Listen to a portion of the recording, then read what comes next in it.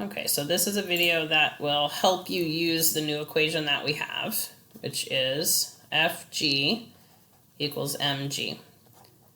Fg is the force of gravity, or what we commonly are calling the weight. Okay, this is the mass in kilograms always.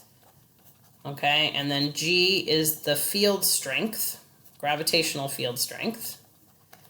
All right, and on Earth, we're going to use 10 newtons per kilogram. That's what we got in the lab.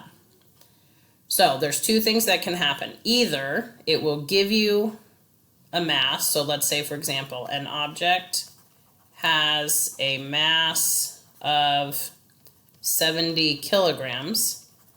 How much does it weigh? Or what's the force of gravity? Or it might ask any other thing like that. So the first thing I want you to do is write out the equation. Fg equals mg. And since I'm looking for the weight, I can see it right here. So I'm just going to plug in what I know. So the mass I know is 70 kilograms. Don't be lazy, put the units. And G, if we're talking about Earth, is 10 newtons per kilogram. All right. If I multiply this, 70 times 10, it's going to be 700.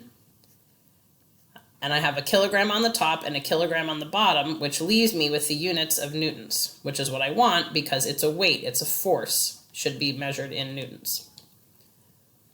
Okay. The other thing it could ask you is it could say an object weighs, let's say 1200 newtons. What is its mass? All right, I still want you to write the equation first. Ideally now, you're looking for the mass, so you're going to isolate the variable. Okay, you could do it by just plugging the numbers first, but it's not quite as good. So the G is bothering the M and needs to go away, so I'm going to divide by G so it cancels. But then I also have to divide by G on this side, because I have to do the same thing to both sides. So then I get the mass is the force of gravity divided by G. So the force of gravity, that's the weight in newtons. That's given as 1200 newtons. Okay. G is still 10 newtons per kilogram because that hasn't changed. I've just moved where it is in the equation. So now I have 1200 divided by 10, so that's 120.